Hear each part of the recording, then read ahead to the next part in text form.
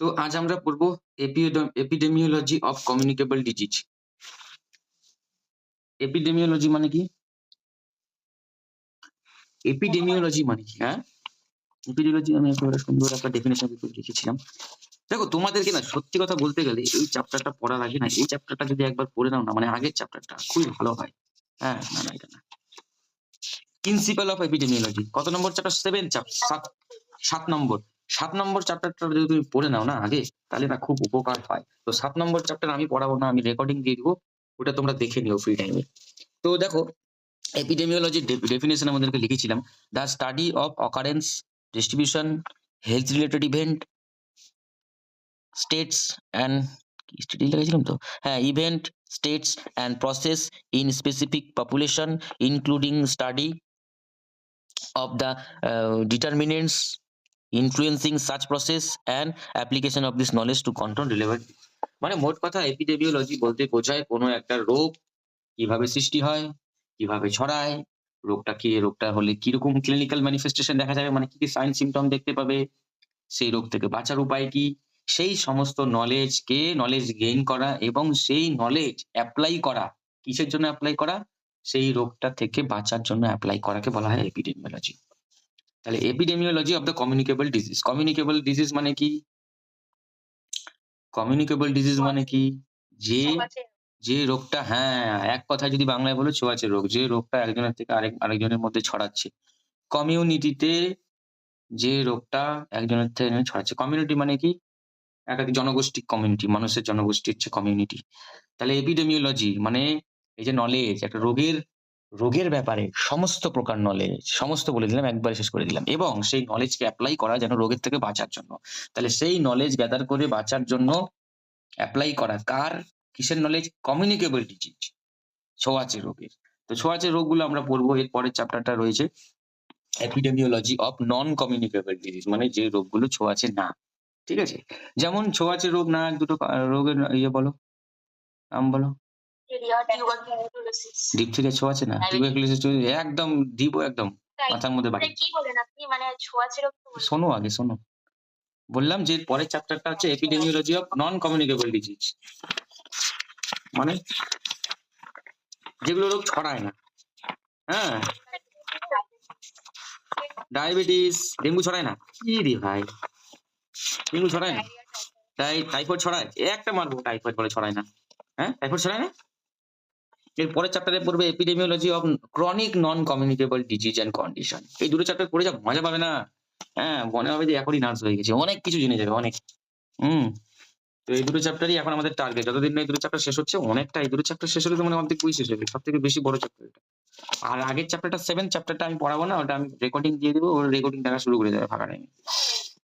তো epidemiology of the communicable disease, তাহলে বোঝা গেল এপিডেমিওলজি। আরো ভালো করে এপিডেমিওলজি বুঝতে গেলে আগের চ্যাপ্টারের ভিডিওগুলো দেখো। কমিউনিকেবল ডিজিজ, ছোঁয়াচে রোগ। তো প্রথম যে রোগটা এখানে দেওয়া আছে সেটা কি? Small pox. তার আরেক নাম কি?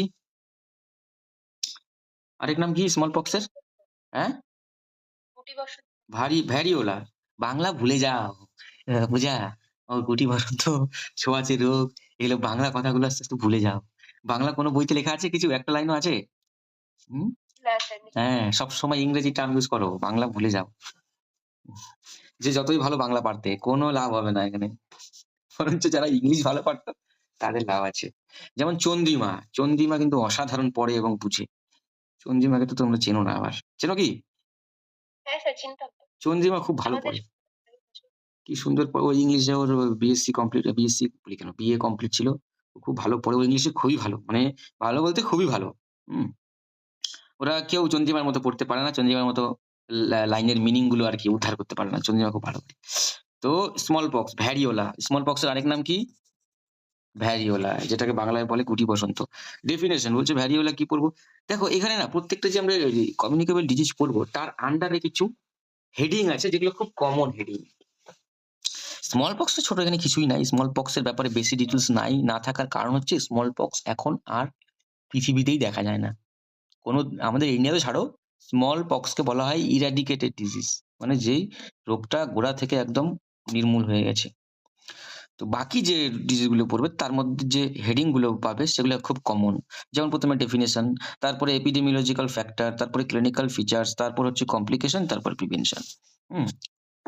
তো ১ম এ আমরা পড়বো স্মল পক্স। স্মল পক্স যদিও আমাদের এখন হয় না। ভারতবর্ষ কি সারা বিশ্বে কোথাও হয় না। তো তবুও আমরা একটু জেনে নিই এই রোগটার ইতিহাস কি। Small pox is an acute highly infectious disease. Acute মানে কি? অ্যাকিউট ডিজিজ, ক্রনিক ডিজিজ জানো কি? হুম? অ্যাকিউট ক্রনিক মানে তো দীর্ঘস্থায়ী। ক্রনিক মানে অনেক দীর্ঘস্থায়ী একটা রোগ। অনেকদিন থেকে হচ্ছে, অনেকদিন থেকে ভোগাচ্ছে। ক্রনিক রোগ। অ্যাকিউট ডিজিজ মানে যেমন জ্বর, সর্দি, কাশি। ও ৫ দিন ৭ দিন তুমি কিছু খেলেও থাকবে ওষুধ, না খেলেও থাকবে। হ্যাঁ? যদিও ওষুধ-টষুধ খেলে ওটাকে ৭ দিনের জায়গায় ৩ দিনে সারানো যায়। না খেলেও তুমি যদি এটা সর্দি, কাশি, জ্বর হয় তুমি যদি কিছু নাও খাও, তোমার ওই ৭ দিনে এমনি ঠিক হয়ে যাবা। ঠিক আছে? Acute disease. কিন্তু ক্রনিক ডিজিজ হয় না এমন। ক্রনিক ডিজিজ একা কিন্তু ঠিক হয় না। ওষুধ খেলে খাবে তো না খেলে ওটা আরো বাড়বে। তো এই হচ্ছে মানে অ্যাকিউট ডিজিজ মানে সাডেন অনসেট হবে। একদম হঠাৎ করে হবে, খুব কম সময়ের জন্য হবে। একদম পুরো ভোগান্তিও কিন্তু ভালোই হবে। অ্যাকিউট ডিজিজে কিন্তু যেমন জ্বর, সর্দি, কাশি সব উঠতে পারছি না। একদম সেই ভোগান্তি। কিন্তু একটা ক্রনিক ডিজিজের উদাহরণ দিলাম। মনে করো হাইপার টেনশন, দীর্ঘদিন থেকে প্রেশার। ও কি সেরকম তোমাকে ভোগাবে না। কিন্তু ওই কন্টিনিউ তোমাকে অনেকদিন ওষুধ খেতে হবে। এরকম ব্যাপার আরকি। কন্টিনিউ কি সারা জীবন ওষুধ খেতে হবে। অ্যাকিউট ডিজিজ, ক্রনিক ডিজিজ এর একটা ডিফারেন্স আরো ভালো করে জানতে পারবে যখন এর আগের চ্যাপ্টারটা দেখবে। Small pox is an acute highly infectious. Infectious মানে প্রচুর বেশি ছড়াতে পারে। হাইলি ইনফেকশিয়াস মানে যেমন করোনা ভাইরাসটা কি ছিল? Highly infectious. প্রত্যেকদিন নতুন কেসের সংখ্যা বাড়ছিল। এত বেশি infectious. Caused by variola virus. তো স্মল পক্স এর জন্য যে দায়ী যে ভাইরাস না ব্যাকটেরিয়া না ছত্রাক নাকি প্যারাসাইট? ভাইরাস। তাহলে সেই ভাইরাসটার নাম কি? Variola virus. দেখো পেন্সিল দিয়ে তো অবশ্যই দাগ দিয়ে নিবে। তোমরা বইতে যে লাইনগুলো আমি পড়াচ্ছি সব দরকার পড়ে না। তো মোটা বই সব লাগে না। তো তার মধ্যে কিছু জিনিস হাইলাইট করবে যেমন ভ্যারিওলা ভাইরাস হাইলাইট করে। Previously it was one of the greatest killer disease in India. বলছে এর আগে কিন্তু ভারতবর্ষে এটা একটা কিলার ডিজিজ ছিল। প্রচুর লোক এতে মারা যেত। In 1967, WHO, World Health Organization, began an intensified worldwide campaign to eradicate smallpox. ১৯৬৭ সালে WHO কি করলো? একটা ক্যাম্পেইন স্টার্ট করলো যে না এবার স্মল পক্সকে পুরোপুরি ইরাডিকেট করতে হবে। ইরাডিকেট কথার আক্ষরিক বাংলা অর্থ গোড়া থেকে নির্মূল করা।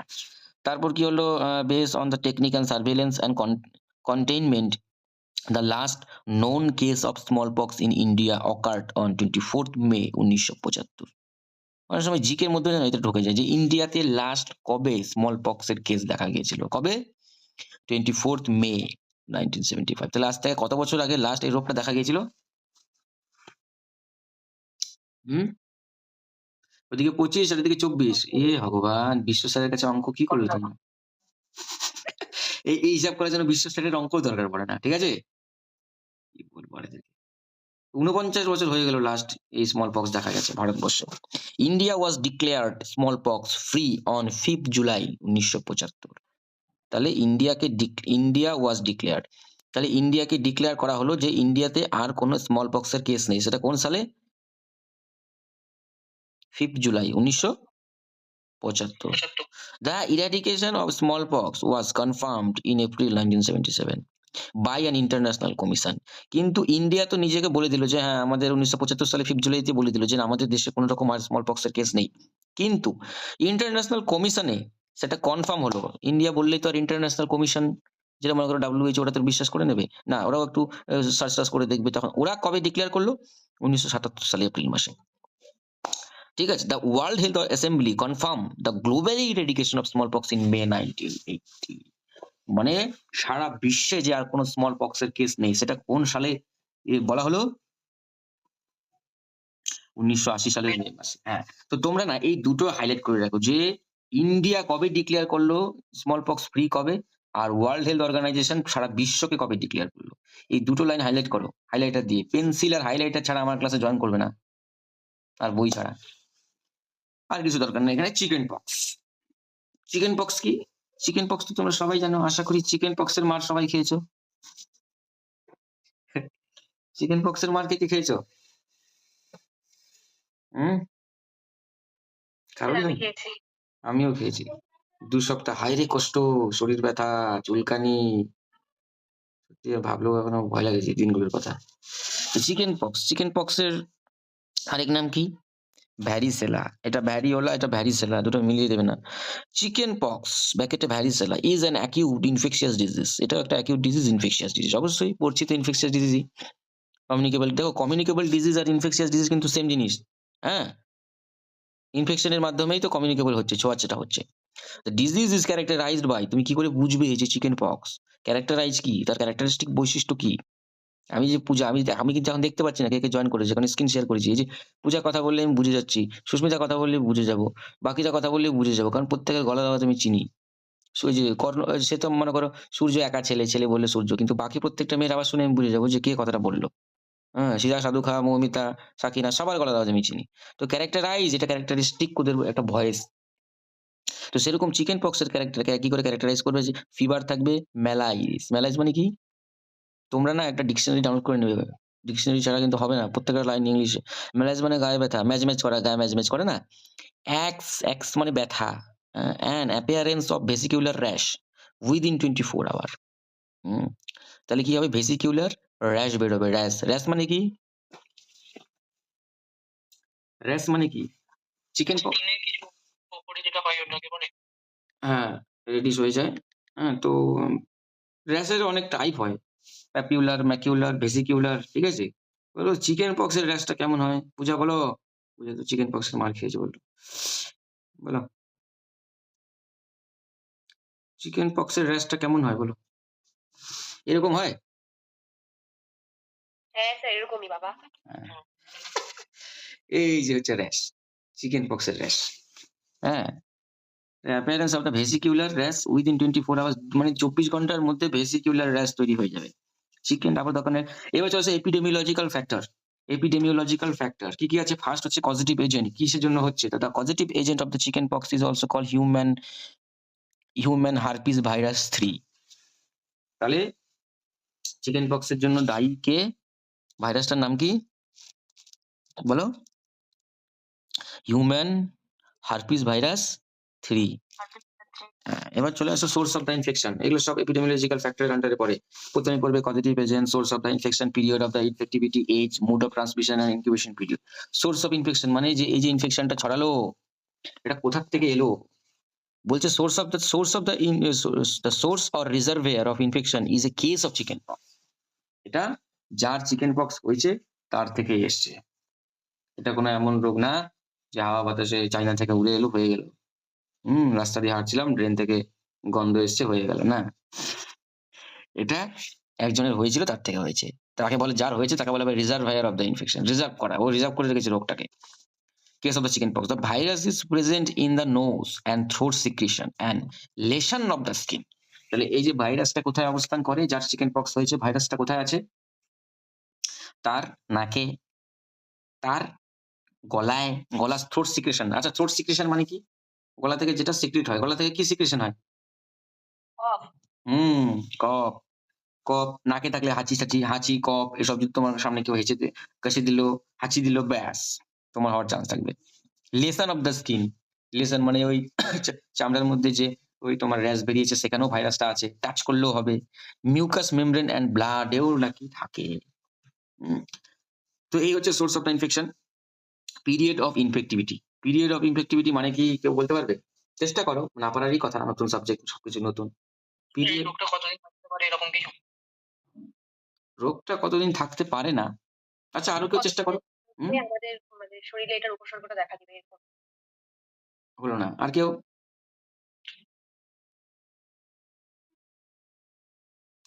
ইনফেক্টিভিটি মানে যার হয়েছে সে কতদিন পর্যন্ত রোগটা ছড়াতে পারবে।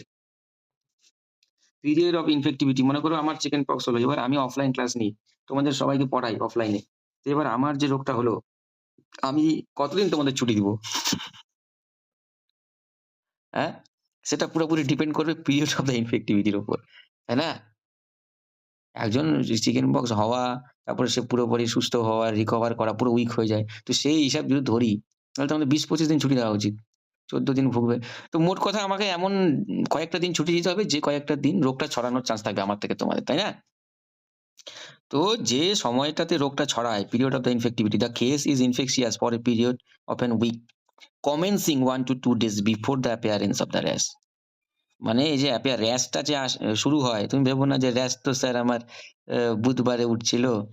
তো মঙ্গলবারে আমি ওর সাথে ডেটিং এ গেছিলাম।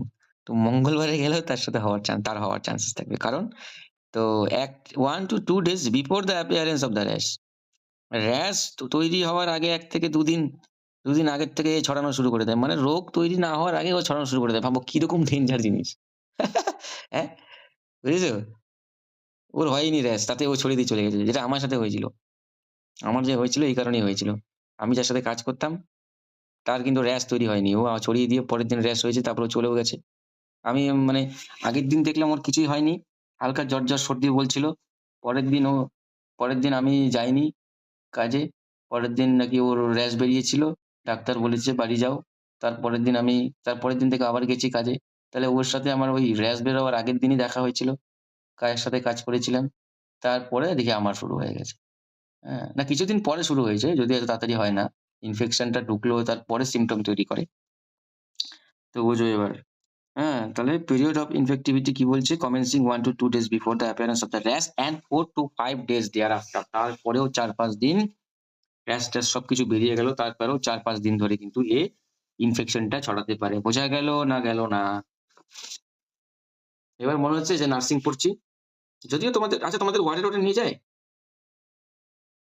না স্যার এখনো নিয়ে যায়নি। কি করো ক্লাসে? শুধু পড়ো? যদিও তোমরা ক্লাসে গেলে তোমাদের ফিল হয় যে না এই তো মেডিকেল পড়ছি, এই ড্রেস পরে আসছি, এই যে ম্যাডাম শরীর নিয়ে আলোচনা করতেছে। কোনো মডেল-টডেল নিয়ে যায়? মাথার খুলি-টুলি বা এদিক সেদিক হার্ট, লাংস, কিডনি নিয়ে যায়? ক্লাসে? না। ল্যাবে-ট্যাবে নিয়ে যায়? দেখায় না কিছু? কিছু দেখায় না? না। মনে হচ্ছে কি নার্সিং পড়তেছি, মেডিকেল শিখতেছি মনে হয়? হাসপাতালে গেলে এমনি মনে হয়। তোমরা তো হাসপাতালেই পড়ো। তাই না? হুম, যত পড়বে, যত বেশি নলেজ হবে তত বেশি মনে হবে। তো এই চ্যাপ্টার পড়তে গিয়ে পুরা মনে হবে। অনেক মনে যে কিছু শিখতেছি। এবার হচ্ছে এজ বলছে চিকেন পক্স কাদের হয়? Chicken pox occur mainly in children below the age of 10. ১০ বছরের যারা ছোট তাদেরই হওয়ার চান্স থাকে। কথাটা যদিও সঠিক না। No age. সাধারণত বলছে জেনারেলি বলছে মেইনলি হ্যাঁ, মেইনলি ১০ থেকে ১০ এর কম যাদের হয় কিন্তু বলছে নো এজ। কোন এজ লিমিট নাই। However is exempt if there is no previous immunity. যদি প্রিভিয়াস ইমিউনিটি না থাকে তাহলে হওয়ার চান্স আছে সে বাচ্চা হোক আর বুড়া হোক। Second attack of the chicken pox May occur also. আমাদের একটা ভুল ধারণা আছে না? একবার হয়ে গেলে আর হবে না, আর চিন্তা নাই। এরকমই তো শুনতে এতদিন না? তাই না? হ্যাঁ স্যার, আমি তাই শুনেছি। আবার হতে পারে কিন্তু। দেখো বলে দিয়েছে। Second attack of chicken pox may also occur. তো ওই ভুল ধারণায় থেকো না কিন্তু। এবার হচ্ছে মুড অফ ট্রান্সমিশন বলছে যে এর আগেটা দেখো সোর্স অফ ইনফেকশন, এটা মুড অফ ট্রান্সমিশন। ইনফেকশনটার সোর্স কি ছিল? আর এটা হচ্ছে মুড অফ ট্রান্সমিশন মানে কিভাবে ছড়ায় রোগটা? কি করে? Chickenpox is spread mainly by droplet infection. Droplet infection মানে কি? হেঁচে দিলে, কেশে দিলে ড্রপলেট বেরোলো তোমার নাক থেকে, যে সর্দি এবং কাশির ড্রপলেট। ড্রপলেট মানে কি? ক্ষুদ্র, ক্ষুদ্র জলকণাগুলো। তুমি যখন হাঁচি দিচ্ছ, দেখবে যে হাঁচি দেওয়ার যে জায়গাটা তুমি হাঁচি দিলে সে জায়গাটা দেখবে নাক থেকে ক্ষুদ্র, ক্ষুদ্র জলকণা বেরিয়ে গেল। স্প্রে করার মতো। দেখেছো কখনো? হ্যাঁ। জল স্প্রে করলে যেমন হয় ওরকম হয়ে যায় না? ওখান থেকে কি বেরোচ্ছে? তোমার ওই যে সর্দিটা বা কাশিটা একদম ড্রপলেটের একটা আকার ধারণ করে নিচ্ছে হাঁচি কাশি দেওয়ার পর। তো ওই ড্রপলেট গুলো যদি একটা কোনো সুস্থ মানুষের যদি আবার ইনহেল করে নেয়, হ্যাঁ? ইন্সপিরেশন এর সাথে, প্রশ্বাসের সাথে তাহলে তারও হবে। সেইজন্য ড্রপলেট নিউক্লিয়াই। ওই ড্রপলেট গুলোকে বলছি nuclei. Most patient are infected by face to face contact ও হয়, ফেস টু ফেস কনট্যাক্ট ও হয়। তো এই হচ্ছে মুড অফ ট্রান্সমিশন। আর হচ্ছে ইনকিউবেশন পিরিয়ড। ইনকিউবেশন পিরিয়ড মানে কি কেউ বলতে পারবে? Incubation period. স্যার আমি একটু চেষ্টা করি। অবশ্যই চেষ্টা করে যাও। ফলের আশা করো না। মানে মানে হচ্ছে যে ধরুন কোনো একটা রোগের জীবাণু আমার শরীরে ঢুকলো, ওটা ঢোকার ২ থেকে ৩-৪ দিন পরে ওর আর কি বিভিন্ন উপসর্গগুলো দেখা যায়। ওই যে সময়টা ধরে ওটা আমার শরীরে থাকে কিন্তু ঠিকমতো উপসর্গটা দেখায় না, সেই সময়টা হচ্ছে কি ইনকিউবেশন। একদম ঠিক বলেছো। মানে যেদিন ইনফেকশনটা ঢুকলো সেদিন থেকে শুরু করে যেদিন প্রথম সিম্পটম শুরু হলো, সেই যে মিডিলের যে গ্যাপটা সেটাকে বলা হয় ইনকিউবেশন পিরিয়ড। যেমন ধরো আমার হয়েছে করোনা, তোমরা আমার কাছে পড়তে আসলে অনলাইনে না, অনলাইনে তো আর করোনা ছড়াবে না, আমার অফলাইন ক্লাস। আমার জানুয়ারি মাসের ১ তারিখে করোনা হইছে। না জানুয়ারি মাসে মনে করো আমি একটা অফলাইন ব্যাচ পড়াই।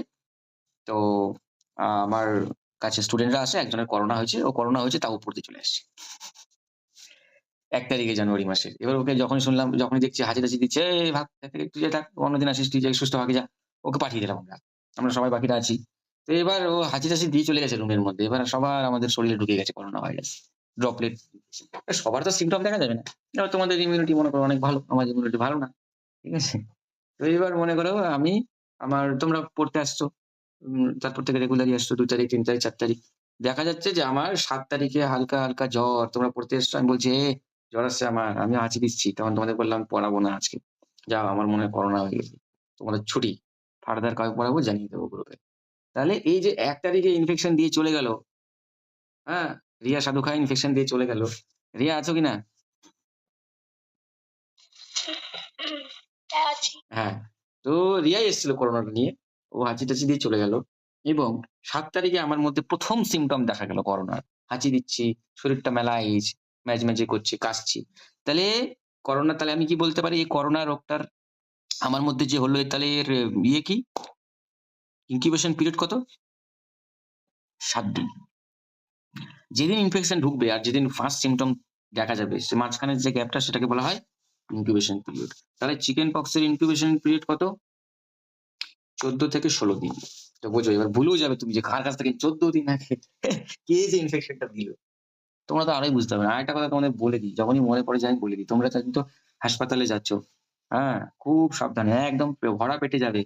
যদি হাসপাতাল থেকে সবথেকে হা রোগের, রোগের বাসা বলো, রোগের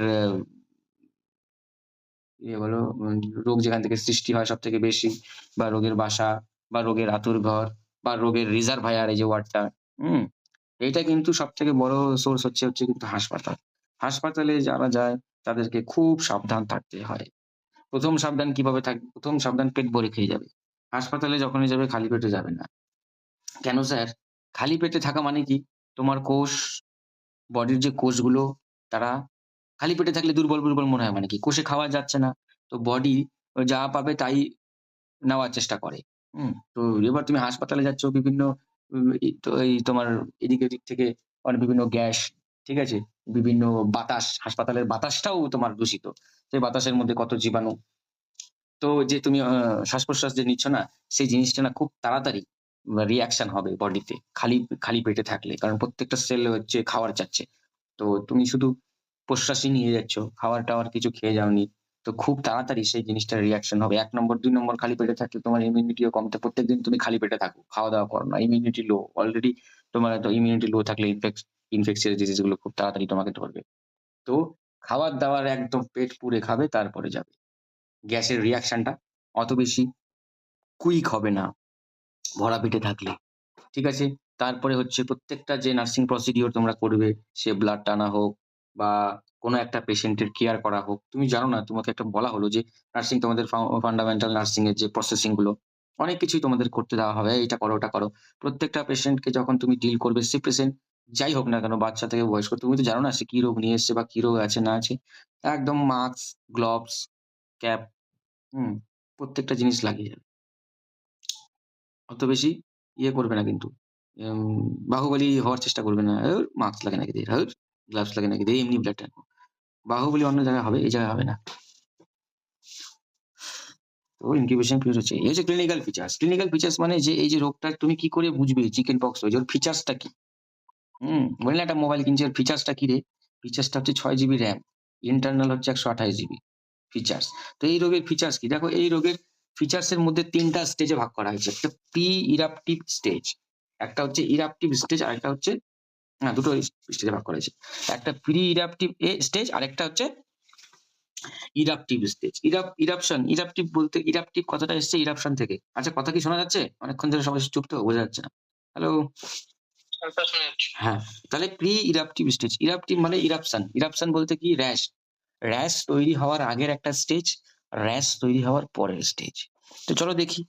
প্রি বলতে যে বোঝোই আগে, প্রি ওয়েডিং শুট করে কিনা সবাই বিয়ে করার সময়? করে না?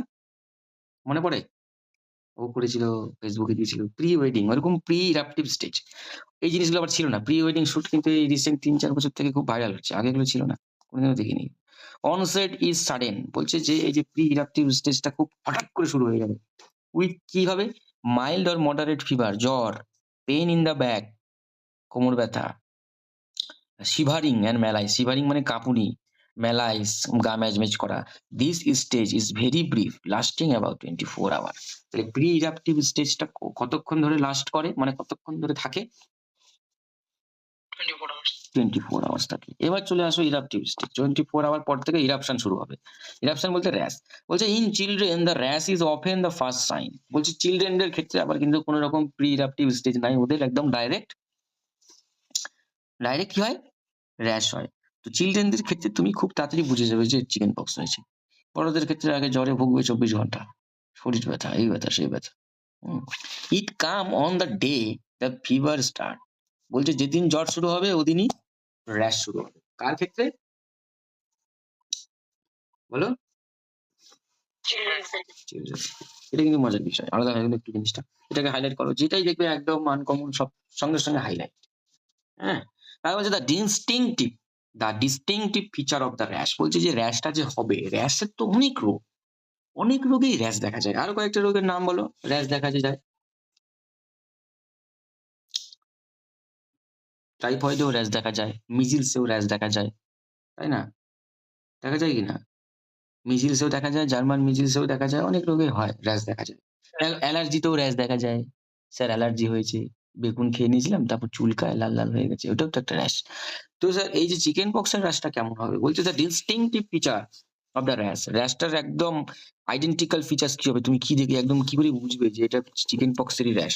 বলছে ডিস্ট্রিবিউশন, এই যে আসলে কোথায় হবে? দেখো the rash is symmetrical. Symmetrical মানে কি?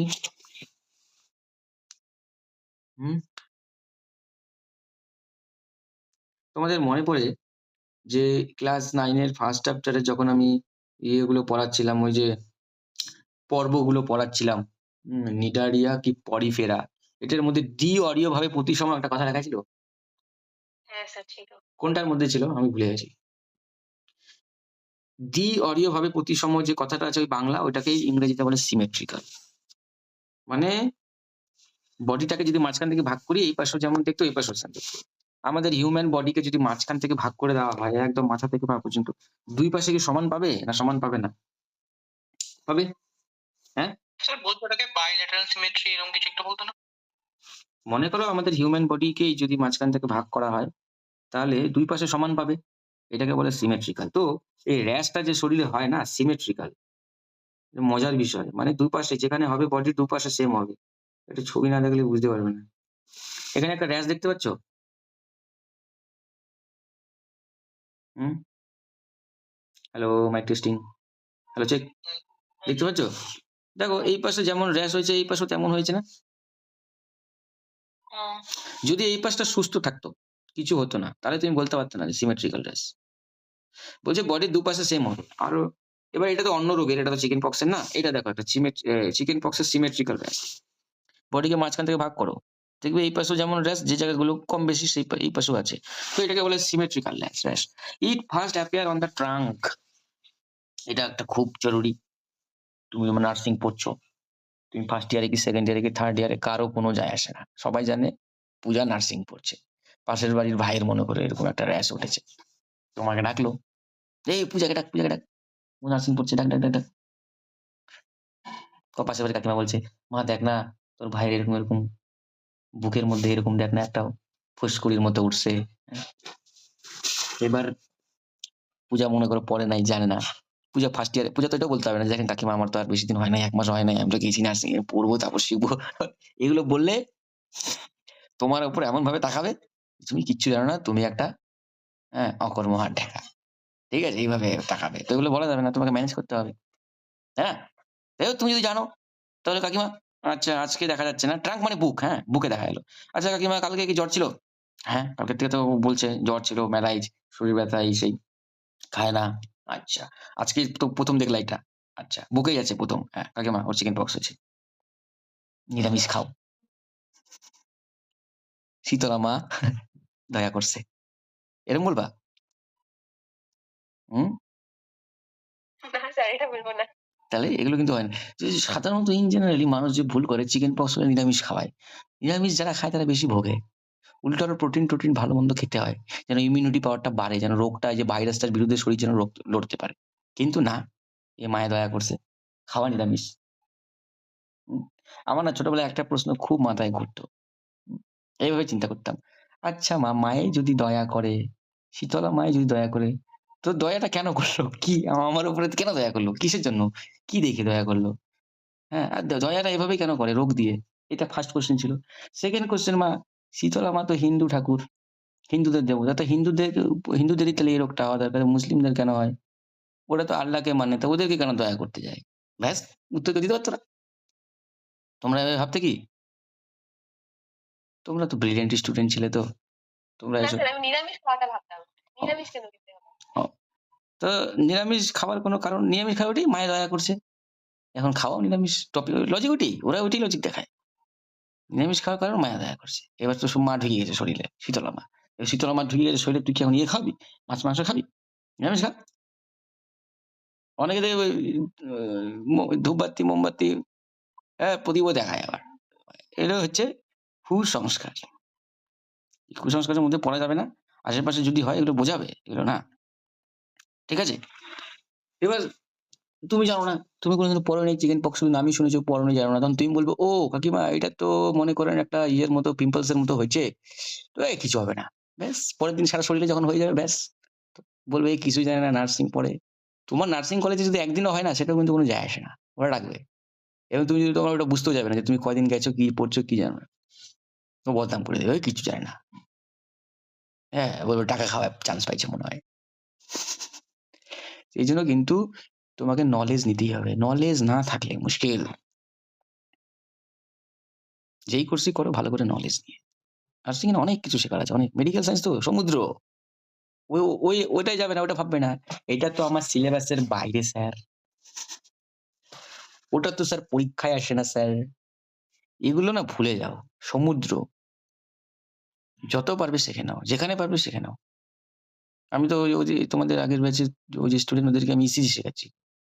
২ টো ক্লাস নিলাম। আরো ইসিজি দেখি। ওরা শিখতে চেয়েছে, দেখাচ্ছি বেসিকটা। হাই লেভেলের ইসিজি তো হাই লেভেলের ইসিজি দরকার নাই। হাই লেভেলের ইসিজি আমি নিজেও জানি না। বেসিকটা জানি, যতটুকু জানি ওদেরকেও শিখিয়ে দিচ্ছি। তো এই হচ্ছে ক্লিনিক্যাল ফিচার। তো ক্লিনিক্যাল ফিচার্স এ কি পাবে? প্রি-ইরাপটিভ স্টেজ, ইরাপটিভ স্টেজ। ইরাপটিভ স্টেজে কি ডিস্ট্রিবিউশন? র‍্যাশ, র‍্যাশটা তাহলে ১ম কোথায় র‍্যাশ শুরু হবে? চিকেন পক্স এর র‍্যাশ ১ম কোথায় পাবে? ট্রাঙ্কে। ট্রাঙ্ক মানে কি? ট্রাঙ্ক মানে কি? বুক। বললাম না? where it is abundant। সবথেকে বেশি পরিমাণে র‍্যাশ কোথায় দেখা যায়? হুম? হ্যালো? সব ঘুমিয়ে পড়েছে। বুকে। বুকে। and then comes on the face। তারপরে মুখে। আর্ম, হাত পায়ে। আর্ম মানে হাত। লেগ বা where it is less abundant। বলছে হাত পায়ে অত বেশি হয় না। মিউকোজাল সারফেস মানে মুখের ভিতরে, লিপ লিপ লিপের ভিতরে আরকি। মানে বাইরের দিক থেকে যেখানে লিপস্টিক লাগাও তার ভেতরের দিকটা। মিউকোজাল সারফেস বা গালের ভেতরের দিকটা। Axilla may be affected. Axilla মানে কি? বগল। হাতের যে বগলগুলো সেগুলো বলছে may be affected but palms and soles are not usually affected. এটা খুব জরুরি, একদম রেড লাইন মার্ক করো। মানে ইয়ে করো, একদম হাইলাইট করো। তুমি কি করে বুঝবে একজনের অনেক র‍্যাশ হয়ে গেছে? তো মানে র‍্যাশই উঠেছে কিন্তু ওই জল জমেনি। তুমি চিকেন পক্স কখন বুঝতে পারবে? যখন জল জমবে। চিকেন পক্সে জল থাকে। এবার ১ম দিনের র‍্যাশ। মনে করো জল জমেনি। সবার তো আর একভাবে হয় না। মনে করো ওর জল হওয়ার অনেক কয়েকদিন, ১ দিন পরে হবে, ২ দিন পরে হবে। শুধু র‍্যাশ উঠেছে। তুমি না একটু কনফিউজ হয়ে গেছো যে এটা চিকেন পক্স কি? তুমি দেখলে যে বুকে আছে অনেক। হুম? সবসময় তো আর সূত্রে চলে না এগুলো। তুমি দেখলে বুকে অনেক, হাতে অনেক, পায়ে সব জায়গায় অনেক। তখন তুমি কনফার্ম কি করে করবে? এই হাতগুলো দেখা তো। পালম। এটাকে কি বলে? তালু। হাতের তালু। এটাই বলেছি যেখানে যে পালম অ্যান্ড সোল। সোল মানে কি? পায়ের তলা। হাতের তলা, পায়ের তলায় কিন্তু তুমি চিকেন পক্সের র‍্যাশ দেখতে পাবে না। এটা কিন্তু একটা ইউনিক আইডেন্টিফিকেশন পয়েন্ট হয়ে গেল। এবার র‍্যাপিড ইভালুয়েশন। এবার এই যে র‍্যাশটা হলো, ওর পর ইভালুয়েশনটা কি? ওর বিবর্তনটা কি করে হবে? এরপর কিরকম দেখতে হবে, তারপর কিরকম দেখতে হবে? বলছে the rash advance quickly through the stages of macule, papule, vesicle, স্ক্যাপ। Highlight করো। হাইলাইট করছো? এই যে র‍্যাশটা যে হয় না, চিকেন পক্সে সেটা 4টা স্টেজ দেখা যায়। কি? Macule, papule, vesicle, scab. Sir এরকম এটা কিরকম জিনিস? ছবি দেখালে ভালো হয়, অবশ্যই ছবিতে দেখাবই। দেখো ম্যাকিউল হয় এরকম, ম্যাকিউল এরকম জাস্ট রেডিশ হবে। ম্যাকিউল কিরকম বলো? জাস্ট রেডিশ টাইপের হবে। প্যাপিউল কিরকম হবে দেখে কি মনে হচ্ছে? হুম, না দেখে মনে হচ্ছে যে ফোড়া, ছোট্ট ফোড়া হয়েছে। দেখে মনে হচ্ছে ছোট্ট একটা ফোড়া হয়েছে, এখনো কিন্তু জল জমেনি এখানে, এটাকে বলে প্যাপিউল। এবার হচ্ছে ভেসিকেল। ভেসিকেল দেখলে একবারে বুঝে যাবে, একদম জল, এটা হচ্ছে ভেসিকেল। আর স্ক্যাব মানে যখন শুকিয়ে যায়। ভেসিকেলটা যখন শুকিয়ে, স্ক্যাব আমি পেলাম না, হয়তো আরো বেশি সার্চ করলে পেতাম, তুমি সার্চ করে দেখে নিও। যখন শুকিয়ে যায় মানে চিকেন পক্স শেষ হওয়ার দিকে যখন থাকে, যেরকম হয়ে যায় আর কি, কালো কালো শুকিয়ে যায় পাপড়িগুলো, ওইটাকে বলা হয় স্ক্যাব। তাহলে চিকেন পক্সের যে র্যাশের যে ইভ্যালুয়েশন, সেটার কি ইভ্যালুয়েশনটা কি বলো? বিড়বিড় করো মন্ত্রের মতো, অত সোজা না মেডিকেল, বারবার একই জিনিস বকতে হবে তাহলে মনে থাকে। বলো কি বললাম?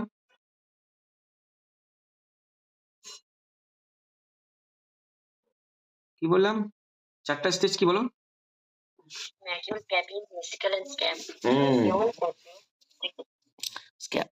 The fact, the first to attract attention, বলছে the fact কি the first to attract attention are often the vesicle field. কিন্তু মানুষ সব থেকে বেশি এই রোগটার ব্যাপারে কখন মানে মানে কখন বুঝে যে না কিছু একটা হয়েছে আমার, সব থেকে বেশি অ্যাট্রাক্ট করে ওই ভেসিকেল। ভেসিকেল যখন হয়, হ্যাঁ, vesicle filled with clear fluid, ওটার মধ্যে জল থাকে একদম clear, looking like a dew drop, এক ফোঁটা জল পড়ে আছে, dew drop on the skin, usually not umbilicated, usually not umbilicated, usually not umbilicated. Umbilicated মানে হচ্ছে, বলো দেখি কেউ বলতে পারো নাকি? স্যার নাভির মতো নয় এরকম কিছু। হ্যাঁ, ভেরি গুড। এরকম যদি পয়েন্ট থাকে না, একটা র্যাশের মধ্যে যেরকম পয়েন্ট থাকে, ওটাকে বলে আম্বিলাইকেটেড। তো ওই ভেসিক্যাল স্টেজে এরকম থাকে না, নট আম্বিলাইকেটেড। তাই বলতে vesicle May from crust without going, এগুলো লাগে না, এগুলো দরকার নাই, যতটুকু মনে রাখো। এবার হচ্ছে কমপ্লিকেশন। কমপ্লিকেশন বলতে কি বোঝায়? কমপ্লিকেশন বলতে কি বোঝায়? কমপ্লিকেশন মানে যে চিকেন পক্স কারো হলো, সেরে গেল, সেরে যাওয়ার পর কি স্যার তার কি কোনো ক্ষতি হতে পারে ফিউচারে? এই যে কথাটা, এটাকে বলে কমপ্লিকেশন। বলছে সেরকম কোনো হয় না, কিন্তু যারা প্রেগনেন্ট মহিলা, যদি ম্যাটারনাল ভ্যারিসেলা মানে যদি প্রেগনেন্ট একটা মহিলা প্রেগনেন্ট আছে, তার যদি ভ্যারিসেলা হয়, তাহলে কিন্তু তার বাচ্চার কিন্তু বিভিন্ন প্রবলেম হতে পারে। ফিটাল ওয়েস্টেজ, বার্থ ডিফেক্ট হতে পারে, লো বার্থ ওয়েট, জন্মের বার্থ ওয়েট কম হতে পারে। তাছাড়া সেরকম কোনো আর কিছু কিন্তু নেই। বোঝা গেল? হ্যালো। হ্যাঁ স্যার। এবার স্যার চিকেন পক্স থেকে বাঁচার উপায়, প্রিভেনশন, ভ্যারিসেলা জুস্টার, ইমিউনোগ্লোবিন। ভ্যারিসেলার কি, চিকেন পক্সের কি কোনো ইয়ে আছে, ভ্যাকসিন আছে? আছে তো, এটা দেখাও। A live attenuated vaccine. A live attenuated vaccine, virus vaccine is safe and currently recommended for children between 12 থেকে 18 মাস of age who have not had been chicken pox. তাহলে চিকেন পক্সের ভ্যাকসিন কাকে দেওয়া হয় বলো? লাইনটা পড়ো, পড়ে মিনিংটা বলো। বলো।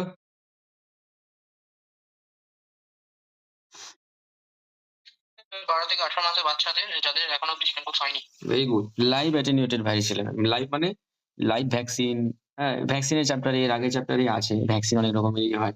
তবুও তোমাদের ওই ক্লাস 9 এর যে 4th চ্যাপ্টারটা আছে না, ইমিউনিটি, সেখানেও ছিল। জীবাণুটাকে, জীবিত জীবাণু থেকে ভ্যাকসিন যে তৈরি হয় সেটা হচ্ছে লাইভ ভ্যাকসিন। মৃত জীবাণু থেকে যদি তৈরি হয় তাহলে সেটা হচ্ছে কি বলা হয় সেটাকে? ডেড ভ্যাকসিন তো বলে না, কিছু একটা বলে, হ্যাঁ আমি ভুলে যাচ্ছি ওয়ার্ড টাইমটা। তারপরে হচ্ছে টক্সিন, জীবাণুর যে টক্সিন, সেই টক্সিন থেকে যেটা বেরোয় ওটাকে বলে টক্সয়েড, যেমন টিটেনাস টক্সয়েড, এরকম টাইপস আছে। কিন্তু যদি বলা হয় একটা চিকেন পক্স কি একটা লাইভ ভ্যাকসিনের উদাহরণ, তাহলে কি হবে? Yes or no? ইয়েস, ঠিক আছে। ব্যাস, আজকে এটুকুই থাক, পরের দিন মিজিলস পড়াবো। এই পর্যন্ত কিন্তু পড়া ধরবো র্যান্ডমলি। প্রত্যেক দিন সিস্টেম এটাই হচ্ছে, আগের দিনের পড়াটা আমি র্যান্ডমলি যাকে খুশি জিজ্ঞাসা করবো, সবাইকে জিজ্ঞাসা করে পড়াতে গেলে হয়ে গেছে। হবে না, র্যান্ডমলি যাকে খুশি জিজ্ঞাসা করবো, তোমরা সবাই পড়া করে জয়েন করবে। স্যার কবে ক্লাস নেবেন আবার? আবার ক্লাস হবে শুক্রবার।